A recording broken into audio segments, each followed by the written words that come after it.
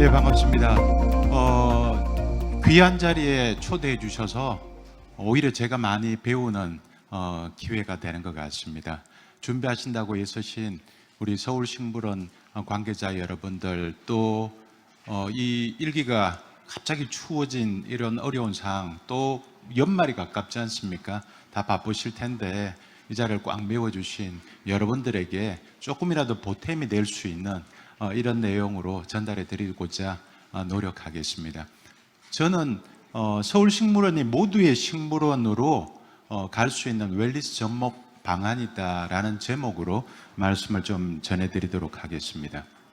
말씀드릴 내용은 웰니스라는 게 무엇인가, 그리고 국내외 사례는 어떤 것들이 있고 또 어떤 방식으로 접목을 할 수 있을까, 이런 내용으로 전달드리도록 하겠습니다. 제가 주로 연구하는 분야는 웰니스, 그 중에서도 이제 항노화 쪽입니다. 보시는 아래쪽에 웬 건물이 하나 덩그러니 있죠. 차병원 그룹에서 만든 차움이라는 항노화 센터입니다. 지금부터 14년 전에 1,500억을 투입을 해서 만들었고요. 전체 기획 그리고 행정원장을 제가 진행을 하면서 많이 배웠던 프로젝트입니다. 그리고 요즘은 여행을 떠나는 것, 관광이라는 부분도 건강한 이런 체험, 여행, 관광이라는 부분이 강조가 되고 있어서 문화체육관광부에서 웰니스 관광이라는 화두를 크게 가지고 있습니다. 거기에 4가지 영역이 있는데요. 숲, 그리고 또 스파, 한방, 이런 4가지 카테고리에 대한 매뉴얼을 만들어서 보급을 했던 그런 경험이 있습니다. 여러분 보시는 그림에 한 명의 남성과 또 2분의 여성분이 있죠. 남성분은 누군 것 같습니까? 예, 진시 황제입니다. 중국을 최초로 통일하고 만리장성을 쌓았죠. 세상의 절대 권력을 누린 사람입니다.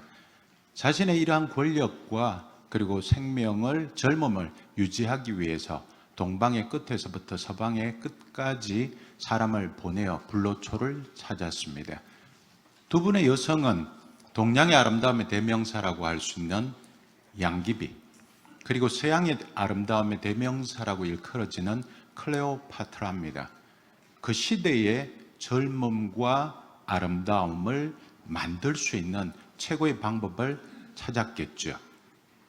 이처럼 우리가 건강하고 아름답게 오래 사는 것은 사람이 가지고 있는 기본적 욕구입니다. 다만 시대가 바뀌면서 그것을 어떻게 구현할 것인가 라는 부분이 차이가 있을 뿐이죠.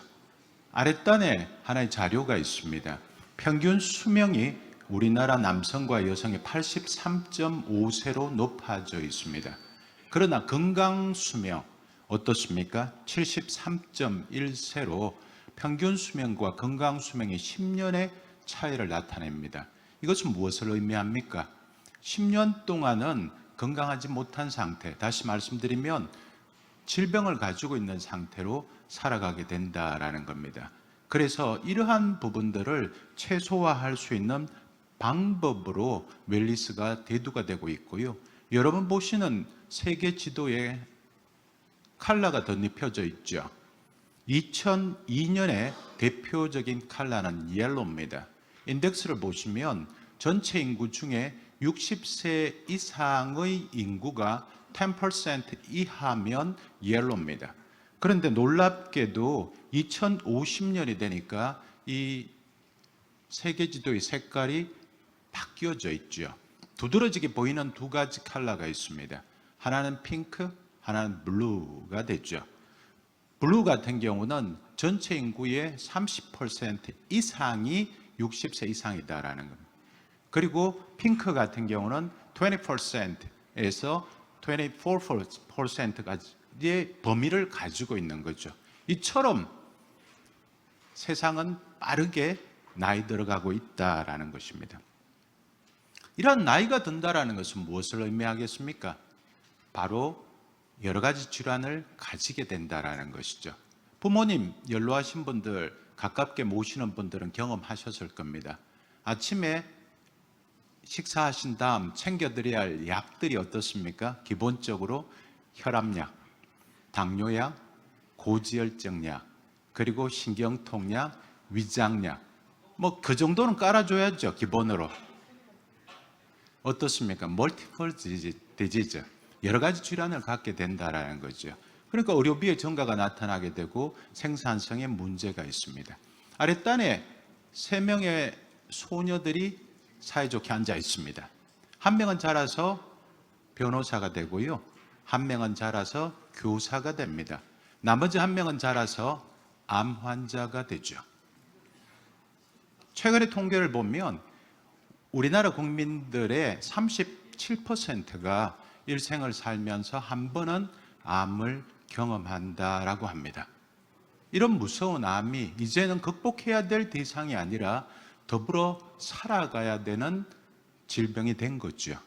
우리가 지금 함께하고 있는 이 자리에서 같이 배우고 보내는 이 시간, 33초에 한 명씩 심장순환기 질환으로 사망을 하게 되고요, 75세에서 84세 연령의 20%가 디멘시아, 치매라는 아주 무서운 질병과 관련이 있는 알츠하이머 질병을 가지고 있다라는 것이죠.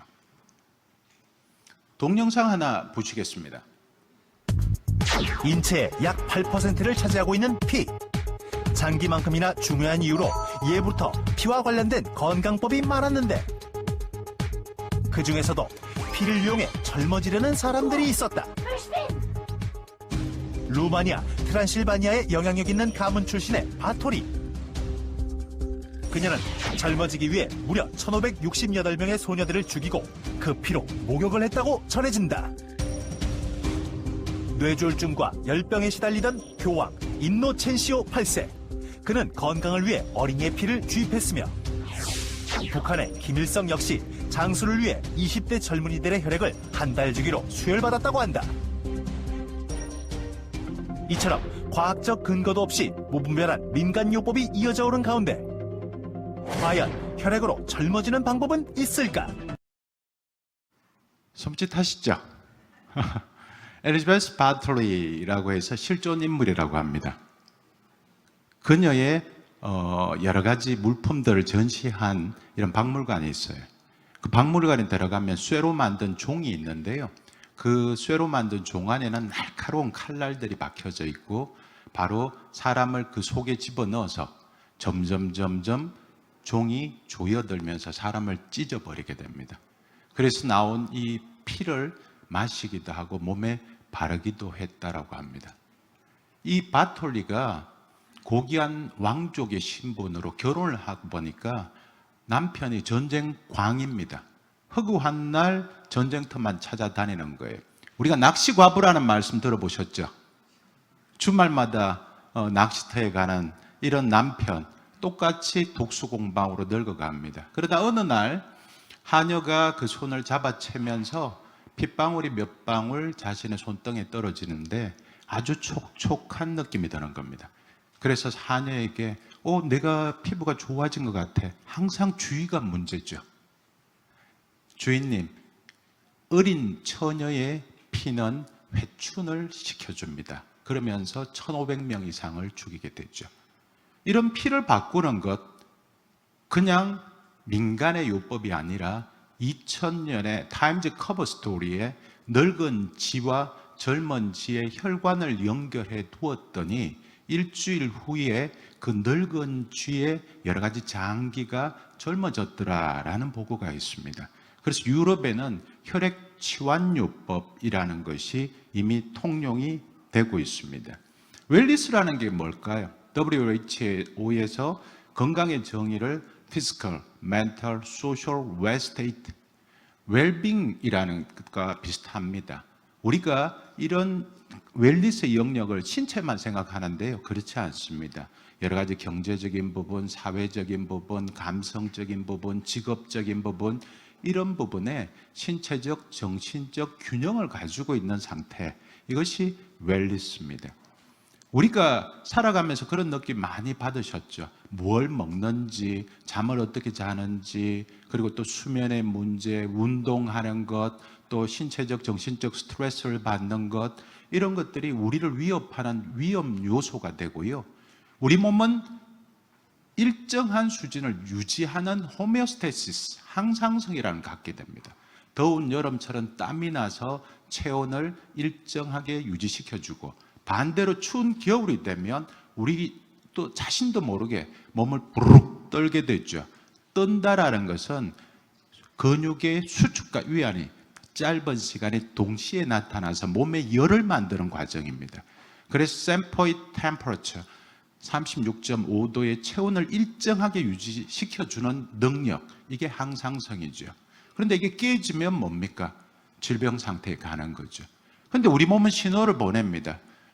좀 쉬어줘야 돼. 좀 멈춰. 왜 그렇게 바쁘게 잠도 안 자고 제대로 먹지도 않고 앞만 보고 달려가는 거야? 만성 피로에 힘든 몸의 증상이 나타나고요. 잠이 제대로 오지 않고, 그 다음에 자꾸 살이 찌죠. 그리고 혈액순환이 잘 안 되고 손발이 차고 저립니다. 이런 것들이 우리 몸이 나타내주는 신호죠. 그런데 우리는 그것을 간과하고 살아갑니다. 예전에는요, 건강과 질병을 가지고 있는 사람으로 뚜렷이 구분되어졌는데, 지금은 뭐냐? subhealth state, 반건강 상태. 한방에서는 미병이라고 합니다. 이 상태에 있는 사람들이 많은 거예요. 근데 이 사람들은 병원에서 해줄 수 있는 게 별로 없습니다. 바로 무엇으로? 웰니스로 통해서 가능하죠. 그래서 사람들은 자연으로 돌아가는 겁니다. 우리가 팬데믹을 겪으면서 여행이라는 것, 레저라는 것도 형태가 굉장히 많이 바뀌었죠. 그래서 요즘 신조어 중에 뭡니까? 오늘 운동 완료. 우리 MZ세대들 이야기 많이 하시죠. 뭔가 할 수밖에 없는 이런 것들, 소확행이다라는 작은 행복들. 그래서 여행의 패턴들이 굉장히 빠르게 바뀌고 있다라는 것이죠. 그래서 우리나라가 이렇게 경제적으로는 잘 사는 나라가 되었지만 스트레스를 너무나 사람들이 많이 받아서 행복 지수는 오히려 떨어지는 나라가 되어졌다라는 겁니다. 그래서 웰니스의 대상은 굉장히 다양합니다. 중년 여성들에 대한 부분, 또 우리가 갖고 있는 만성 질병에 대한 자기 관리에 대한 부분, 또 스트레스에 대한 부분. 스트레스라는 것은 연령, 성별의 차이가 없는 것 같습니다. 제가 아파트 앞에 엘리베이터 앞에 서 있었는데 아주 작은 꼬마 하나가 무거운 가방을 들고 저녁 10시가 다 된 시간에 엘리베이터 앞에 서 있습니다. 그러니까 제가 보고 어이구 이 늦은 시간에 어디 갔다 오니? 이랬더니 이 친구가 썩소를 날리면서 귀찮다는 듯이 이제 학원 마치고 돌아가서 스트레스 쌓여서 못 살겠어요. 이게 우리가 살아가는 모습이다. 어린이들의 문제, 또 암을 경험한 사람들에 대한 문제, 이런 것들이 나타납니다. 그래서 지금 순천만, 아까 우리 교수님 발표에서도 말씀을 하셨지만 이런 국가정원과 섭지를 연결하는 체험 프로그램, 웰니스 프로그램들을 하고 있고요. 다양한 한방 체험이나 또 이런 자연 환경에 대한 체험 프로그램, 이런 것들을 진행하고 있습니다. 산청에 동의보감, 허준이 해부한 이런 동굴이 있다라고 하죠. 그런 부분들을 투어하는 웰니스 패키지가 있고요. 다양한 온열 체험이나 또 한방 체험, 이런 것들이 진행되고 있습니다. 싱가포르이 있죠. 예전에 버려진 동물원을 개조를 해서 테라피를 받는 공간으로 바꾸었습니다. 그래서 저는 서울식물원이 모두의 식물원으로 가기 위해서는 사람들이 쉽게 와서 이런 아름다운 식물들을 경험할 뿐만 아니라 자신의 건강을 케어할 수 있는 이런 웰니스 프로그램들이 반드시 있어야 된다. 이게 또 다른 어떤 하나의 사례죠. 그래서 서울식물원이 웰니스를 접목할 수 있는 방법, 너무나 이렇게 좋은 시설들, 저 같은 일반인들이 봤을 때는 정말 다시 오고 싶고 여기서 쉬고 싶은 이런 공간입니다. 그래서 지금 열린 숲 공간을 활용할 수 있는 방법은 도심에 있는 숲 치유 프로그램들이 적용이 가능하겠죠. 그리고 또 주재원에 있는 이런 부분들을 이용해서는 아까 젠가든 말씀도 해주셨습니다. 그래서 레버런스 프로그램이라고 해서 이 젠가든을 걸으면서 마음의 스트레스를 풀 수 있는 이런 프로그램들도 가능하고요. 또 칼라, 사람들마다 자기가 좋아하는 색이 있죠. 간단하게 자기의 색을 찾아가는 이러한 부분들을 통해서 이 색과 아로마, 향기가 연결되어지는, 커스터마이징 되어지고 퍼스널라이즈 되어져 있는 이런 웰니스 프로그램을 간단하게도 제공을 할 수가 있고요. 그리고 뭐 당일 프로그램, 1박 2일 프로그램 이런 것들을 만들어서 숲속에서의 호흡도 배우고 걷기도 배우고 스트레스를 이완하는 이런 부분들도 배울 수 있는 프로그램이 되면 좋겠죠. 그리고 호수원과 섭지원의 이런 공간들, 요즘 얼싱이라는 부분들이 굉장히 많이 사람들의 관심을 받고 있습니다. 산티아고 가는 길 그 멀리까지 사람들이 가서 걸으면서 자신의 인생을 다시 한번 되돌아보고 자기가 가지고 있는 이런 문제를 걸으면서 해결하고자 하는 이런 부분이 나타나죠. 올레길이나 이런 것들에 많은 사람들이 맨발 걷기를 좋아합니다. 그래서 서울식물원이 이러한 걷기 명상이라는 코스를 접목하면 굉장히 좋겠다라는 생각이고요. 걷기 프로그램도 단순히 걷기가 있는 것이 아닙니다. 저런 다양한 걷기의 프로그램들이 있죠. 그래서 이런 것들을 이용해서 대상에 따라서 걷기를 배울 수 있고 또 체험할 수 있는 이런 소도구들만 준비하면 바로 적용이 가능합니다. 그 외에도 치유 정원에 대한 호흡 명상이나 또 해먹을 이용해서 편안하게 쉴 수 있는 족탁을 하는 부분, 또 야간 같은 경우는 불멍, 여러분들 너무 좋아하시잖아요. 탁탁 소리 나는 이 불꽃을 보면서 마음을 또 뇌를 쉬게 해주는 이런 부분들이 가능합니다.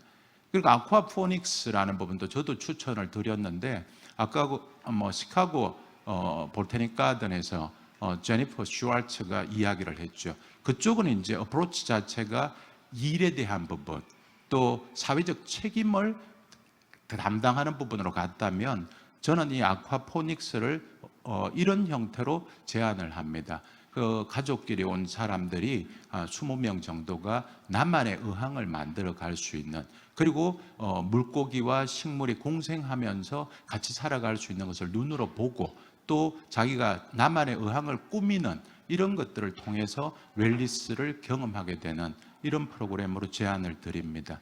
그리고 우리가 이 웰니스 프로그램은 어려운 게 아닙니다. 항상 포커싱 해야 될 것은 오감이죠.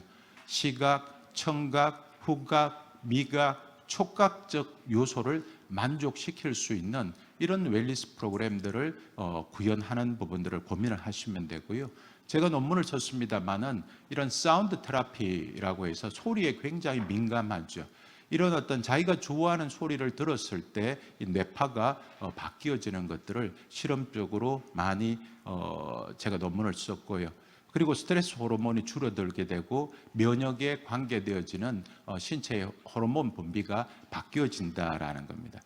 싱잉 볼이라고 들어보셨을 겁니다. 티베트의 성녀들이 종교적 수단으로 사용하는 부분들을 우리나라도 지금 많이 하고 있습니다. 그리고 시각적인 부분도 자신에게 필요한 컬러를 찾아가는 부분, 그리고 컬러를 통해서 부모와 자식의 단절된 부분들을 회복할 수 있는 CPA 프로그램도 요즘 많이 나타나고 있기 때문에 이러한 부분들을 접목해 서울식물원의 더 한 걸음 시민들에게 다가가고 시민들의 건강과 행복에 도움을 주는, 정말 말 그대로요 모두의 식물원으로 발전하시기를 기원드립니다. 감사합니다.